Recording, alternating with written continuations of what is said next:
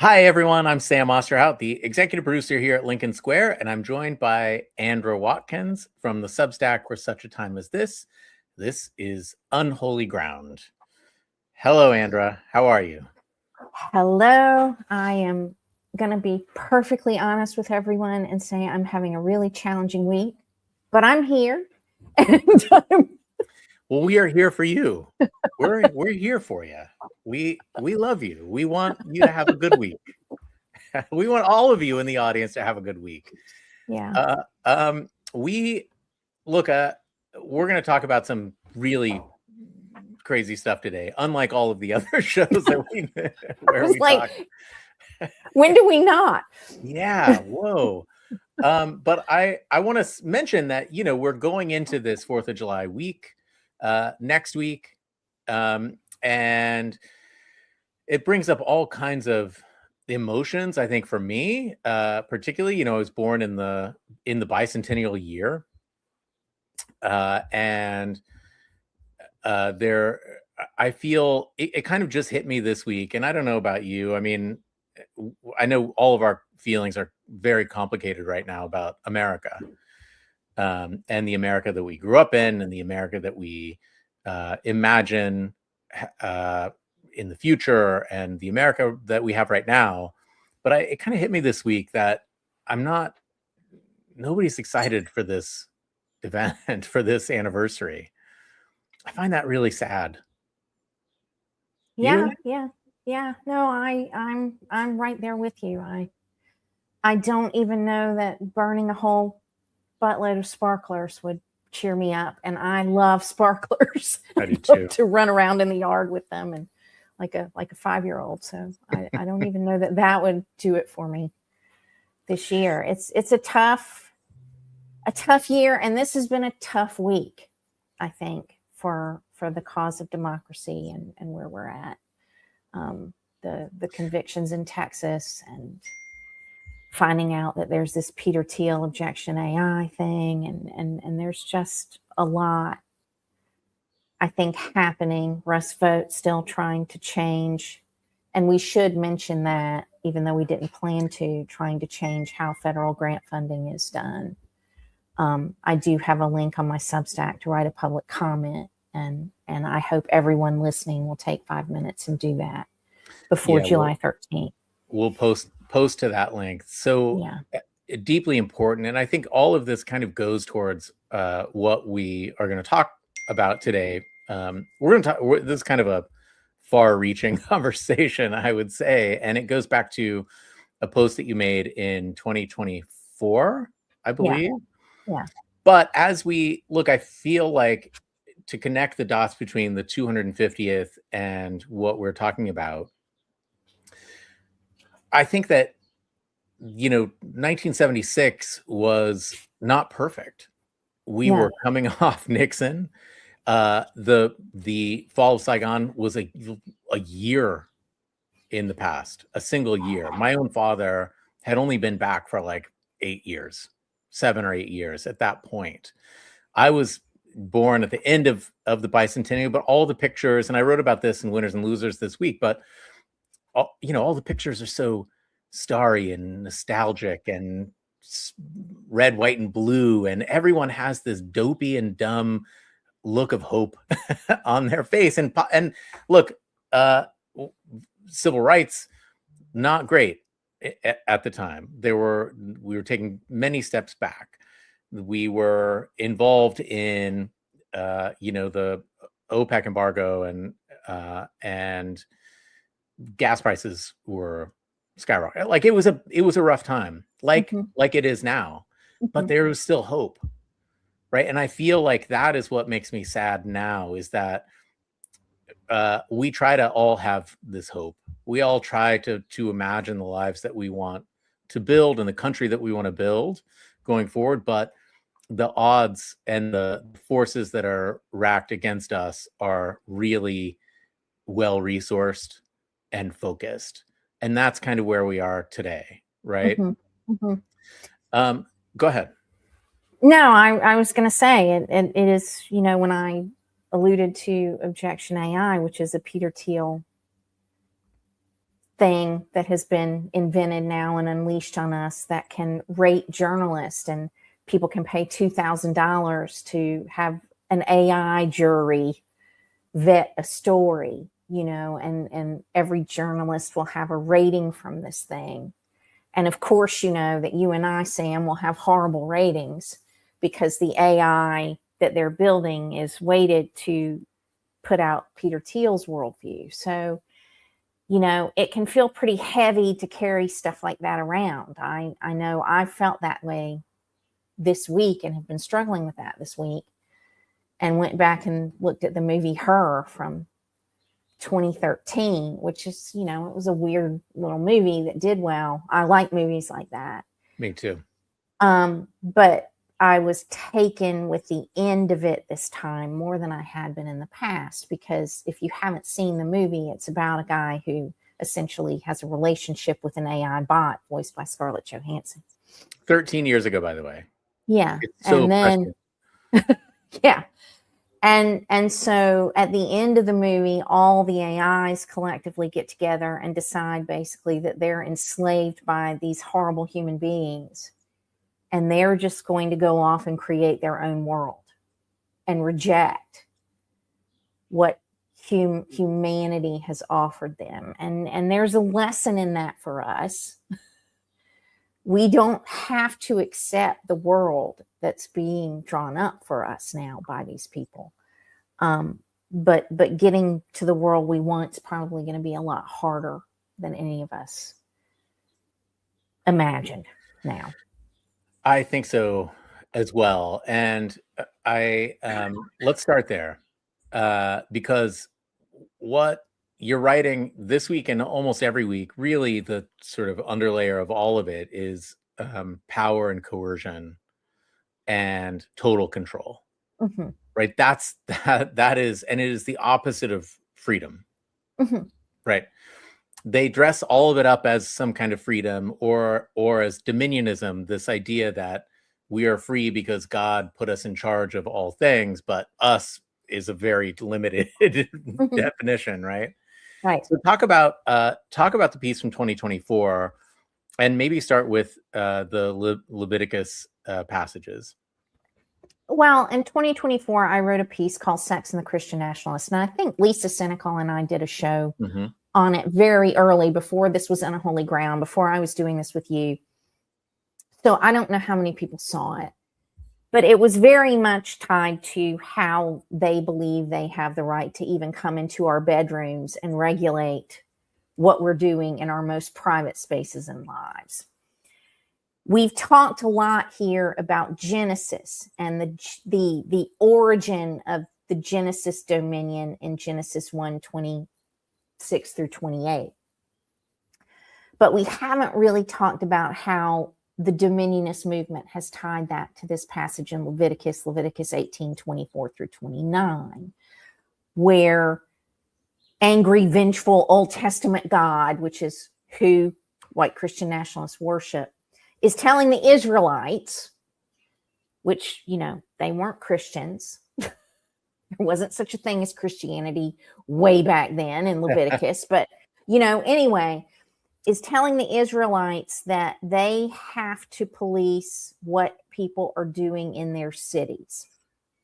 That if one couple out of 100,000 people in a city are committing adultery, then God, angry, vengeful Old Testament God, will judge the whole city until the rest of them make those two stop committing adultery and provide the biblical punishment, which was being publicly stoned to death, for those two people.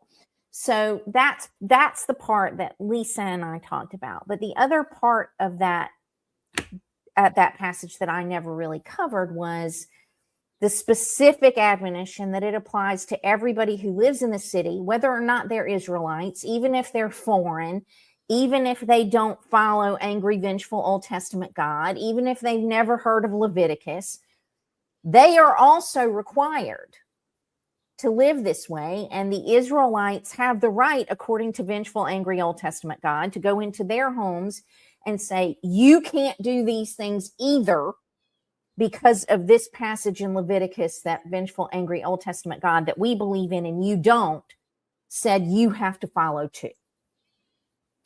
So that passage in Leviticus 18:24 through 29, I think the specific verse is 26, where it says foreign born have to follow this, is how these dominionists, and it really doesn't matter what flavor you are, have tied these concepts together to give themselves the right to come into all of our spaces, whatever we believe or don't believe, and say, we get to tell you what to do.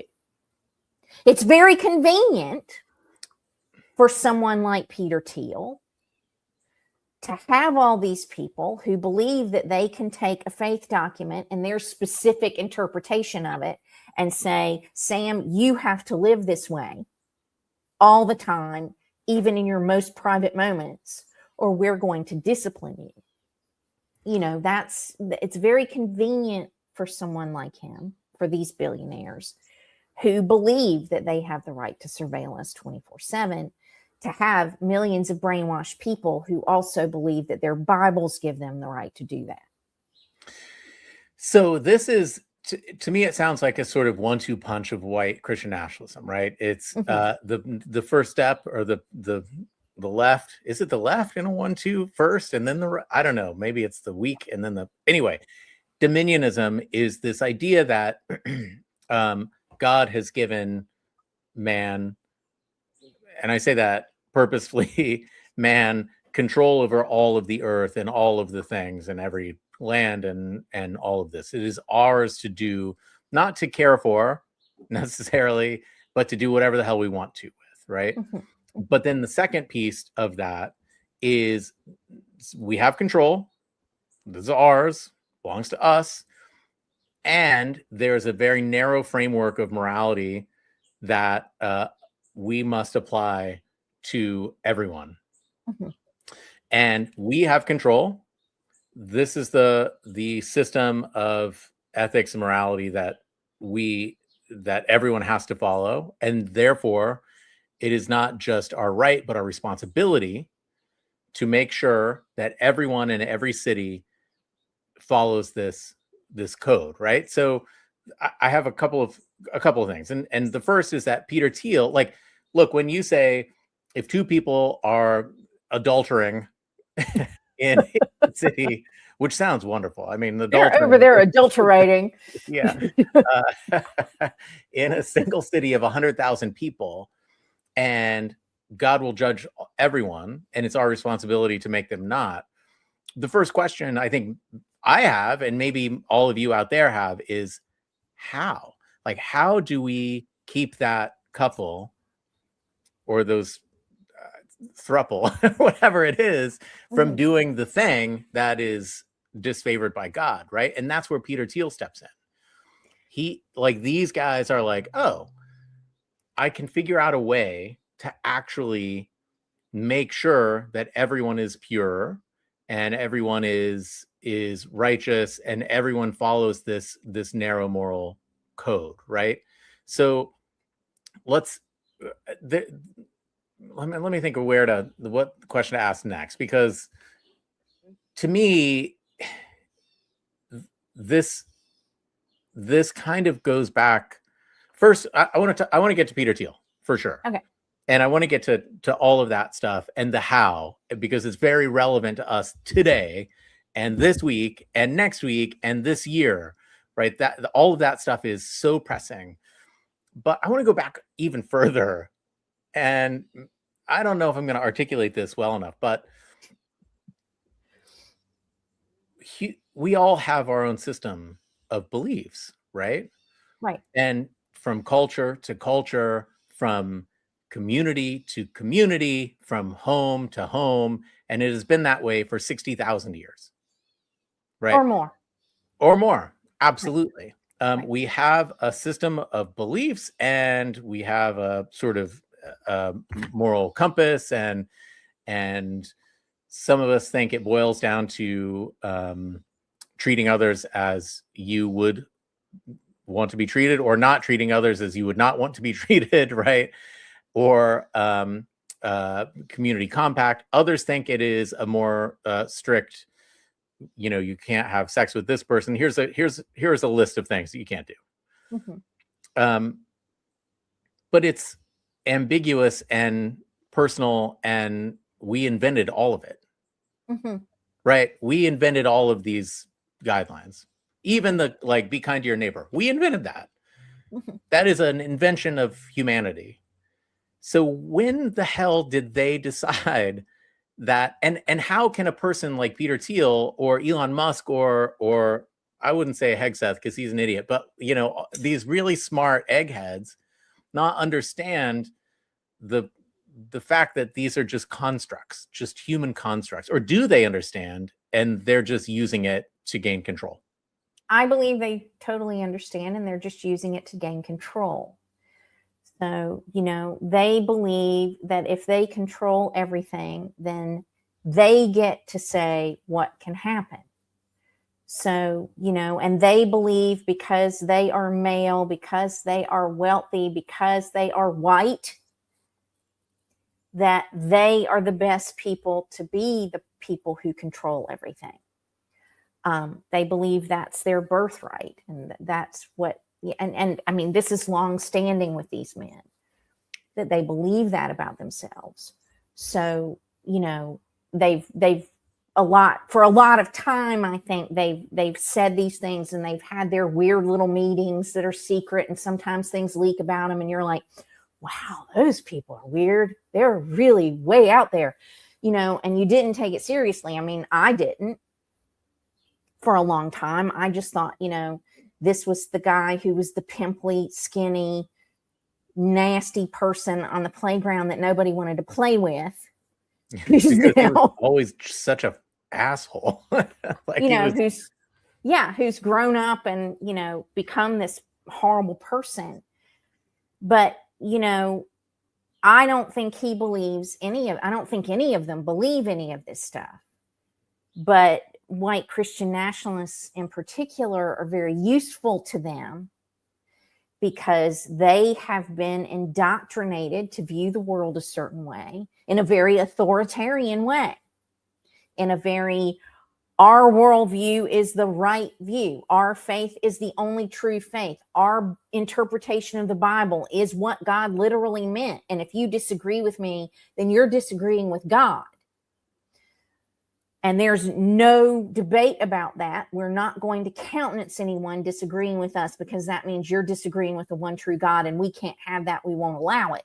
So there are millions of Americans who have been indoctrinated / brainwashed to see the world that way. And that crowd is a very convenient tool for Musk and Thiel and these billionaires who really just want to control everything and own everything, because they think their billions and their whiteness and their maleness gives them the right to do that.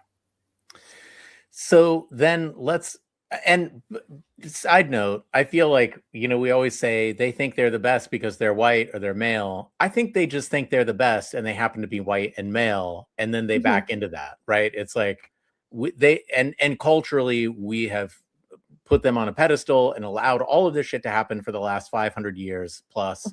And so it is a sort of sense of entitlement. And it's, so I don't even know what to say about these guys. But in any case, let's flip then to the day-to-day, that we were talking about. This is a big project. And I think so many of us didn't take it seriously, because you get stuck on that. Great, they want to control us, but impossible. This culture and the civilization is filled with so many wild variables, right? So many day-to-day brushes and interactions. And, even in autocratic China, there is people do small things that are not state approved every single day, right? And at best, I think or at worst, I guess the Chinese government can suppress Uyghurs and imprison them, but you can't imprison everyone, right? And North Korea might be a sort of different model. They've managed to do something with a smaller population and it's isolated and so on and so forth. How are they gaining control of our lives? So there are a number of ways that they're doing it. You know, Jim Stewartson, which y'all have had on at Lincoln Square several times, and I follow him and read him every day. Highly recommend him. Has written about how this is really kind of a Trojan horse government. I mean, that's really what Doge was. We're going to come in and we're going to steal everything because we're going to create a parallel government. So, you know, if the midterms happen and Democrats actually win, then this crowd can go, okay, now we're just shutting you all out and we control everything. And I don't talk about these things and game these things out to discourage people. I don't want people to be discouraged. But these are realistically what I think they're probably planning to do based on what they've done already. And people have written, people like Elisa Valdez Rodriguez, who's uncovered a lot more about Zohar Ranch and what the why of the Epstein organization really was. It's a transnational cabal of billionaires who just want to create a techno state where they rule and we are all serfs. And so, and we don't own anything and we're not allowed to do anything. And they've been working toward that goal for a long time. So, they've put a lot more into this than I think a lot of people realize. They've captured a lot more of our data. Palantir is a horrible organization that has its tentacles in multiple things. I mean, this week I wrote about the healthcare piece of it because of how they've come out and wanted to say that disabled people just need to be put in institutions and be managed now. And so, I've tried to give people tips about hygiene with their healthcare information. As a woman and someone who has a chronic illness, I've had to spend a long time learning how to have proper hygiene with my own healthcare information. So I have a lot of tools that I've used to do that. And so I shared those with people who maybe haven't ever had to think about their healthcare that way this week as a means of keeping a dual system to keep a check on what they're putting out there about you that could be weaponized against you someday. So there are those pieces. There's flock cameras that, if you're not tracking that in your individual locality, you need to be. Because flock cameras are going up everywhere. And now an Italian company, that these are illegal in Italy, they're illegal in the EU, but they're an attachment that can go on these flock cameras that can map every digital thing in your car and tie them to you, including the chip in your pet, but your Bluetooth signal, your computer signal, your Wi-Fi, the computer in your car, your phone, all of that, and attach it to your digital fingerprint that they're building. So these flock cameras, they have microphones. So you think you can go outside and walk around town and have conversations and not have them be overheard. And that's not necessarily true anymore. So these things are everywhere and individual localities are fighting back against them. And if you see something about that in your area, you need to show up and you need to say, we don't want these things here. But that's another piece of what they're doing. And then this thing that Peter Thiel announced this week with journalists and suppression of speech, where they're going to be rating journalists. And we talked about that at the top. They have their fingers in banking. So it's a lot bigger than I think a lot of Americans realize. And it's not a conspiracy theory. I mean, there are multiple people who are writing about it, and they're honestly being pretty brazen about it now and talking about it openly. So, Palantir published a manifesto a couple of months ago. So this isn't something that is some sneaky, weird conspiracy that we're just sitting here blowing off steam about. It's an actual thing that this group of billionaires are doing. And they're using, in my view, these white Christian nationalists as one of their means to control people. They will eventually be discarded too. You know, I think a lot of these white Christian nationalists think they'll be above a lot of this stuff, but they won't be. Nobody ever is. Nobody ever escapes this kind of thing. So, you know, they're a useful tool. Yeah. Man, I mean, the thing that is that everyone ought to be, you know, probably the reason everyone watches the show is because it feels like a conspiracy, right? It feels like a sort of, I don't know, a techno thriller, right? And or a techno thriller or a dystopian series on Netflix or something. But it's real. Like, this is actually happening now. And so I want to spend the sort of last bit of this talking about, you know, going a little more in depth about what we can do to fight back, but also keeping our eye on, you know, I think it's not enough to just say we don't want that. Mm-hmm. I think we also need to say we want this. Mm-hmm. Right? What is it that we're actually working towards? Not just the Palantir shouldn't have cameras everywhere reading our lips and listening in on our conversations. What is it that we actually want? So start with what can we do? First of all, I think it's really important that each person here practices proper hygiene with their information. Yeah, talk about the definition of hygiene when it comes to information. I think it's really important to try to force yourself to get out of the algorithmic things that are served to you. So a lot of what I do for my readers is I find things and I encourage them to send me things. So this is part of a little ecosystem that I'm building. You know, if there's something that you think I need to see that I could share that might reach more eyeballs because we're talking about it, then send it to me. And if I agree with it or think it's worthwhile to recommend it, I'll share it. You know, we don't have to sit and let algorithms build what we see. We can fight against that.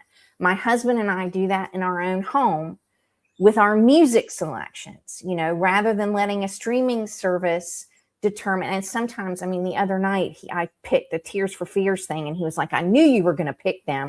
So sometimes I'm predictable anyway. My little personal algorithm is predictable. So I went off on a tangent and did a whole thing of stuff that he never wants to listen to again. But that's what he got. For, you know, he had to listen to Prince and Queen and anyway. Amazing.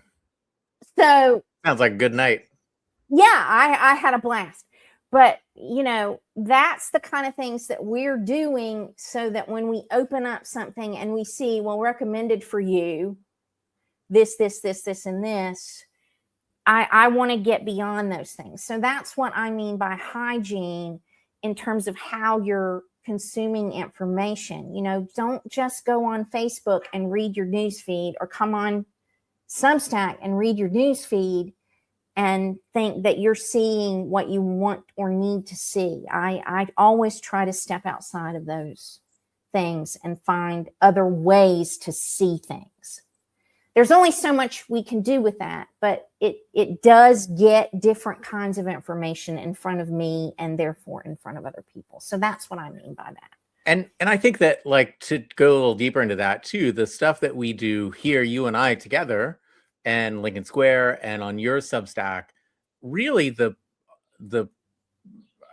my motivation behind all of this is connecting all of us, right? Is to connect. It's not to just spew information at everyone constantly, although sometimes it feels like that's all Substack is. It's just a fire hose of information.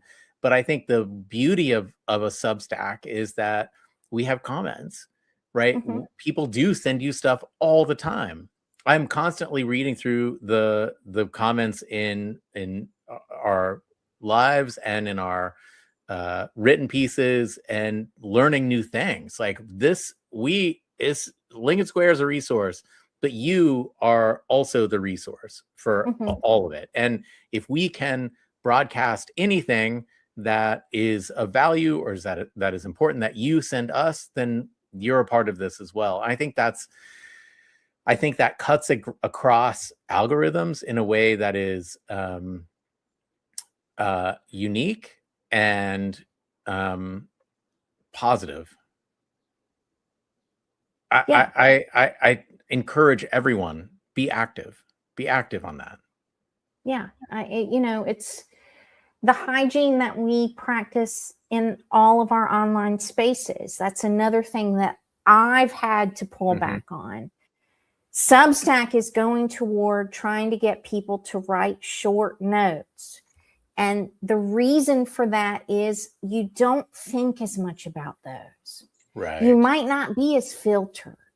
You might say something in the heat of the moment that you wouldn't say if you thought about it. And in an environment like this, where we have NSPM 7 and we have people who were sentenced to 50 to 100 years in jail for protesting,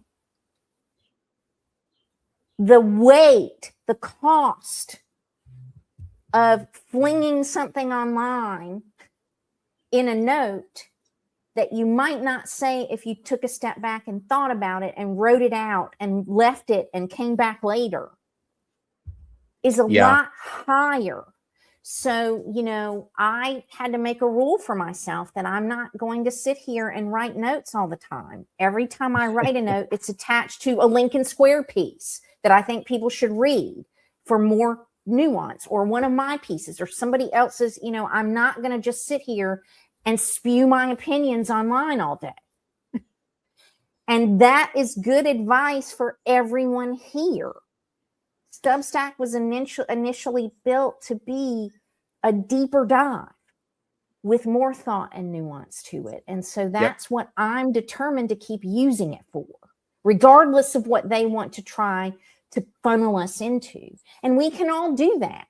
They can't force us to use it the way they say.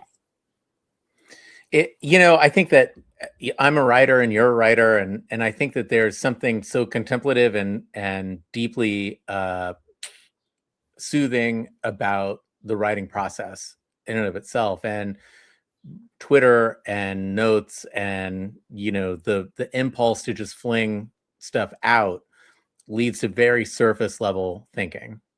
Right. And I love that advice to say your piece, hit pause, go away, because always the thinking, once you commit that to writing, the gears start turning and your thinking evolves over time. Right. And if you just put it out, it's done. And now you have to defend it against all the trolls and all the stuff. Be a writer. Everyone out there, be a writer. I actually have thought about how cool it would be to have a writer's workshop for subscribers, where we, get together, share pieces, talk about how to improve the work. Maybe it could be for op-eds. Maybe it could be for, letters to the editor or something. But writing is a democratic and revolutionary tool. That's really one of the reasons they're attacking it. Yeah. They want you to use AI to write everything because, I've always referred to my writing as a muscle. I have to do it every day. You have to work that muscle every day because it's a specific way of approaching things. And it absolutely is how I process emotions and anger. I write a lot of things that nobody ever sees. And so, it is a way of living and being in the world that's really important to our humanity. And I don't use AI to write anything. I might use it to research, and then I always go and check all the things that it sends me to be like, is this really what this is? Yeah. Before I use any of it.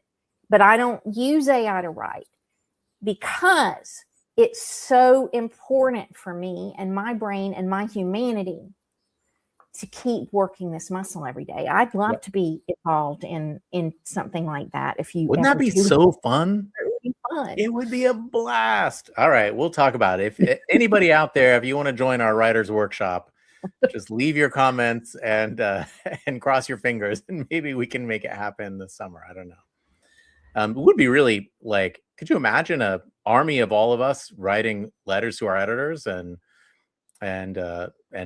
being able to copy edit and give feedback on each other's work, and be pretty cool. I think that's why so many people balk at doing what we talked about at the top of the show, which was just writing a public comment on Russ Vought's changes to the federal granting process, which is straight out of Project 2025, y'all. I mean, they're still just implementing that thing every day.